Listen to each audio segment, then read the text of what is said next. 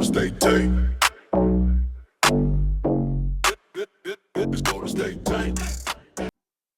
What's going on, guys? Yanni here. Welcome to Golden State Take. Danny will be joining us Sunday, but for today, we're just going to be talking the Warriors and the Sharks and what lies ahead for them these next few days and what's at stake. Also, obviously, we're going to talk about the big news, the return of Steph Curry as he was out for 2 months, made his debut earlier this week. We'll start with the Sharks as they lose last night to Edmonton 5-2. I was at the last two games versus Chicago and Edmonton. They play tonight. As I'm filming this, they play in a couple hours against the Anaheim Ducks. So obviously big games coming up. But that game against Edmonton, wow, McDavid's a stud. He single-handedly took over that game from start to finish. Sharks got on the board early with a Celebrini goal, but from then on, McDavid took over as they cruised to a 5-2 victory over the Sharks. Sharks, I didn't think played terrible. They definitely didn't have their best, but Edmonton is just one of those teams that have had the Sharks number throughout the last few years. And you could say that pretty much everyone has, but even this year, with the growth the Sharks have showed, they just cannot get past Edmonton. They've blown leads against them. They've been blown out by them. Just overall, Edmonton has been one of those teams that the Sharks cannot figure out. So going into the game, it wasn't completely surprising that the game ended up the way it did. You definitely could have viewed this game as a loss for the team. Like I said, they got out to a 1-0 lead. And then after that, McDavid just completely took over the game, showed why he's the best player in the world. And the Sharks dropped this one. Now that leaves this team with 5 games remaining. That is against tonight against Anaheim. They play Vancouver, Nashville, Chicago, and Winnipeg.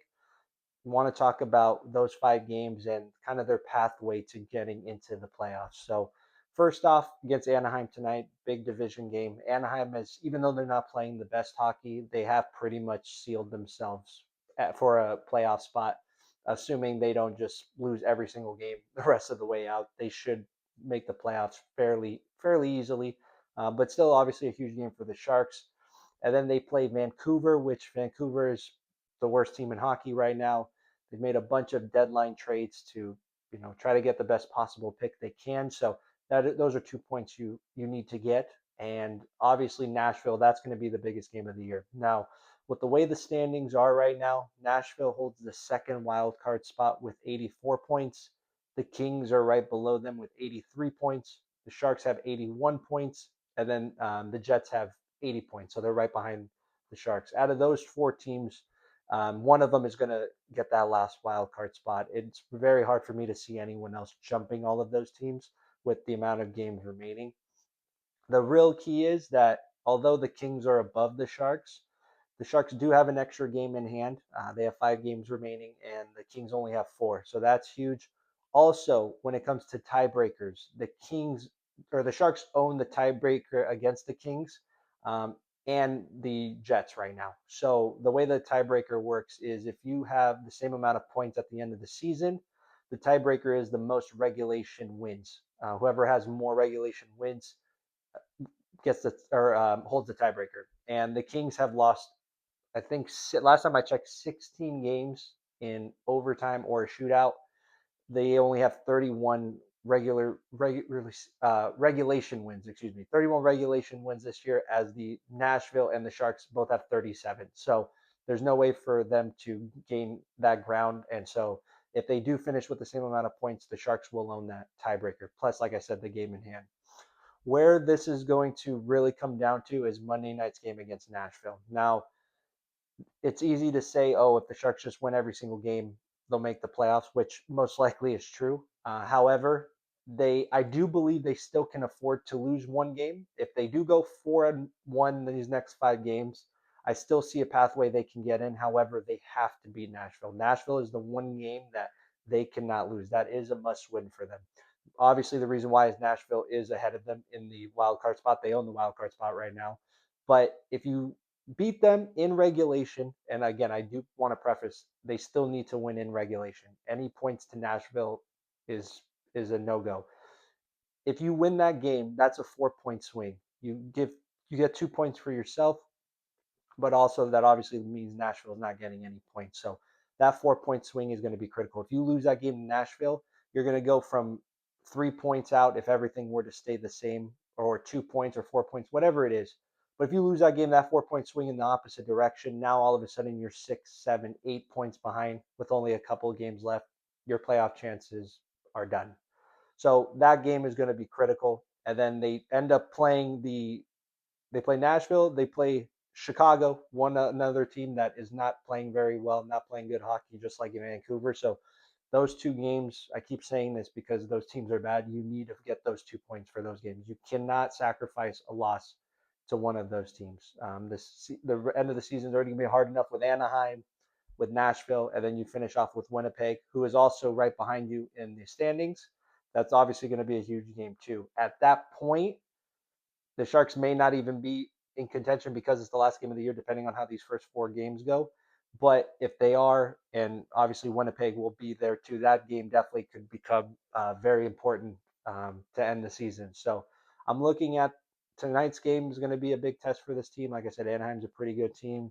I expect them to beat Chicago and to beat Vancouver, but I'm circling that Nashville game as the game. Unfortunately for the Sharks, this year against Nashville has not been very, very good to them.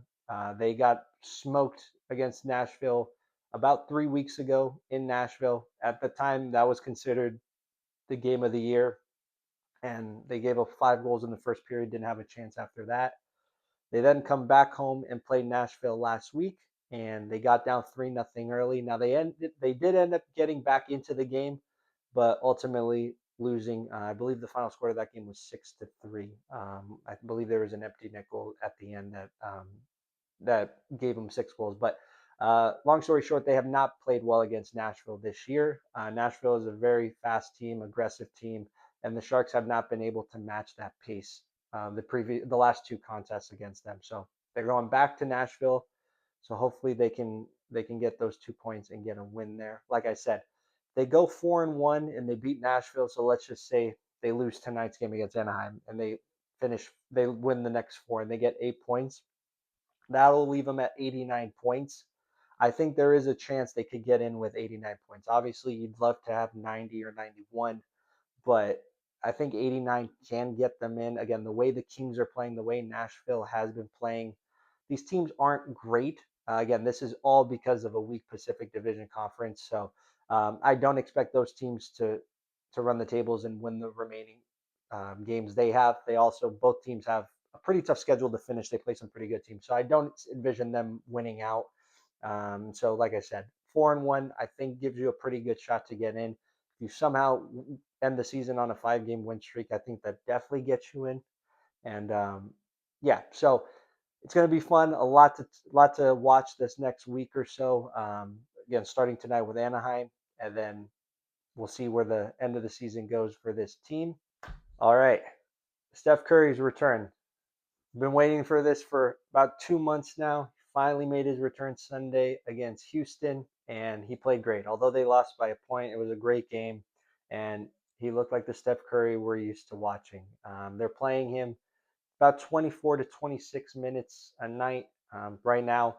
He's playing the last 6 minutes of each quarter, and he looked great. Made tough shots, was playmaking, even with him being out for 2 months. It's amazing just to see his gravity on the court, how much teams are and defenders are selling out to stop him.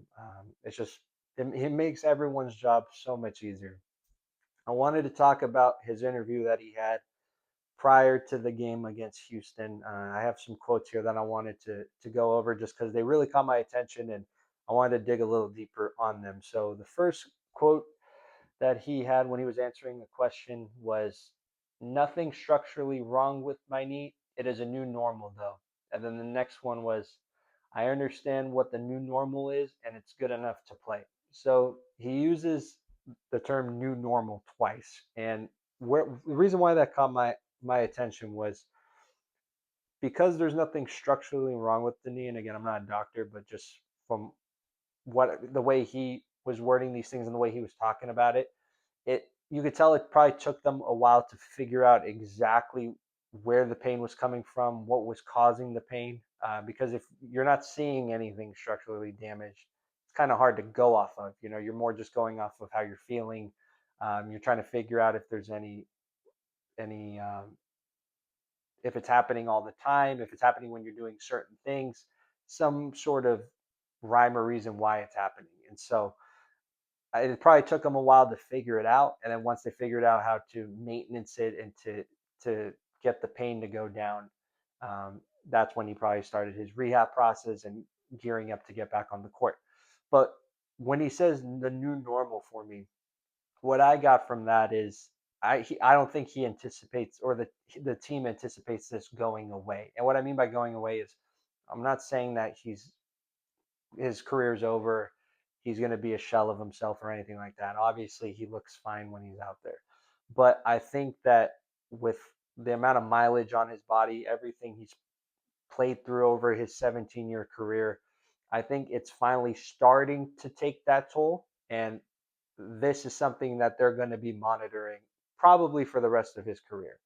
And so, again, when he says, I understand what the new normal is and it's good enough to play, again, this is not something that I believe will never be an issue again. And I think going into next year, especially, he's going to have times throughout the year where he probably sits and rests to make sure that it doesn't A, linger or get worse or affect him down the stretch next year. Reason why, then this takes us into the next segment. And the reason why I wanted to do this video today and talk about this is because I was looking at the last 4 years and the way this team has played in the regular season and finished the season. And it's kind of been a lot of the same. These are the last 4 years since they won the championship in 2022. In 22-23, they were the sixth seed. They obviously avoided the play-in tournament. They beat Sacramento in the first round and then lost to the Lakers in the second round. 23-24 season, they finished the 10th seed. They lost to Sacramento in the play-in game, no playoffs. Last year, they were obviously the seventh seed. Once they traded for Jimmy Butler, they went on a crazy run to finish the season. Prior to that trade, though, they were about the 10th seed, 11th seed, going back and forth. With that run, they jumped to the seventh seed. They obviously beat Houston in a 7 game, or in 7 games in the first round, and then lose to Minnesota when Steph got hurt.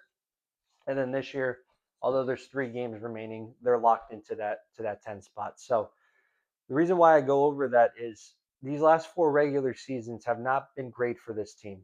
Sure, they made the sixth seed, but in 2023, but especially these last three, having to be in the play in the last 3 seasons, um, I think is more so to do with the guys that they have and the guys that they've brought in. And with Steph, with Draymond, with Al Horford, with DeAnthony Melton, with Jimmy Butler. Obviously, Jimmy Butler's injury was an ACL, but even prior to that, these guys are getting up there in age, or they've dealt with injuries, serious injuries in the past, and they have so many guys that they have to monitor throughout the regular season that at the end of the day, it is affecting their regular season performance and where they stand.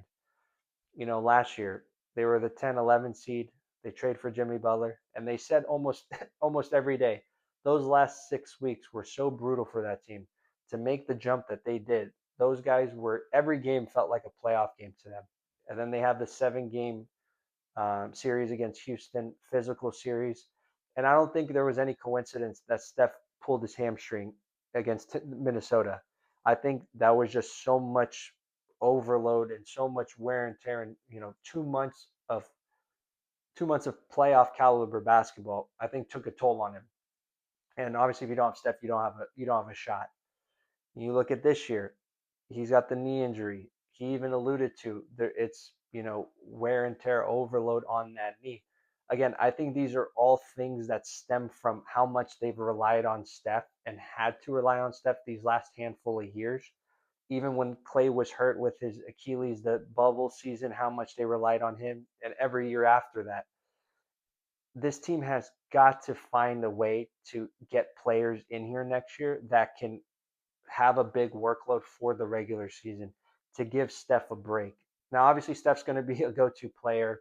He's still going to be one of your best players, but there's going to be games next year where he's not going to play. If you re-sign Porzingis, there's going to be games next year where Porzingis doesn't play. These last few years, Porzingis has shown an inability to stay healthy. When he's on the floor, he's looked great. And with the Warriors, I've been very happy with him. But the reality is, you can't rely on him to play 65, 70, 75 games next year. Draymond, he's stayed healthy this year, but he's getting a year older. He's dealt with some nagging things over the years. And you look, I have a list of players right here. Steph, Melton, Horford, Butler, Porzingis, and Seth have all played under 50 games this year. Not only is that almost half your team, but those are some of your key pieces to this team. And that where that affects you is you're not going to win those games. I'm sorry. I know Guy Santos has played well, Pajemski's played well, but when you don't have your top guys out there consistently, the NBA is too good. This league is too good. You're not going to sustain that. And so again, going into next year, even if this knee injury doesn't come up and Steph misses a ton of time, I fully expect Steph to miss probably 15 to 20 games next year. I would imagine Draymond will probably be around 15 games. Porzingis will probably be around 20 to 30. You already don't have Butler until probably minimum of the new year. That'll be about a year from when he tore his ACL. If Horford comes back, Horford's only played about half the year. I would probably expect that to be the case next year. And so, again, you look at your top guys, they're getting older. They're they're needing to not push themselves to the brink in the regular season. And so, one thing that if you look at the history of the Warriors and this dynasty that they've had, even when some of their top guys would sit, when Steph would sit, when Clay would sit, when Draymond would sit, they were such a deep team that they could sustain that for a short period of time. And so you can let a guy like Steph miss a game or two and still win. You can let Draymond miss a game or two and still win. And what it would do for this team to be, let's say, the 4 seed or the 5 seed, what that would do for Steph to be able to now spend these last handful of games and make sure he's really ready to go for a playoff run. That's what it's going to take for this team to make it to a deep playoff run, to make it to hopefully obviously another championship run is what we all hope for Steph as he nears the end of his career. And so this offseason, whether it's through free agency, which I did look at the free agency pool, it doesn't look very promising in regards to what I'm saying right now. There's not a ton of great options there. Or if it's via trade, you have to get somebody to take the pressure off Steph. And obviously, that was supposed to be Jimmy Butler. Who knows if it still will be Jimmy at the second half of next year? But at least for the first 40, 50 games of next year, Jimmy Butler's not going to be on the floor. So you need to find a way to accommodate Steph in that regard and to make his job easier. Make his job easier because if you do that, you're going to get rewarded for it on the back end. You know, again, if Steph doesn't go down last year against Minnesota, I feel very confident they would have beat Minnesota. Obviously, you end up facing OKC next. Who knows what would have happened there? But again, come playoff time, you just never know. I mean, again, when you don't have Steph, you don't have a shot. So that's my biggest takeaway from Steph's interview. Um, like I said, he's played great since he's been back. I fully expect that to continue, but it's all about next year right now. Because again, even with the plan, even if you win the two playing games, what happens next? You're going to play OKC. We all know most likely what's going to happen there. So I think this is bigger than just these next handful of games. And I think some of these things that he said, um, the Warriors really need to take that to heart and help him because he needs it. And again, this isn't the Steph Curry of when he was 30 years old. He's almost 39 now. So that's all I have for today. We'll be back Sunday with another podcast. We'll see you guys soon.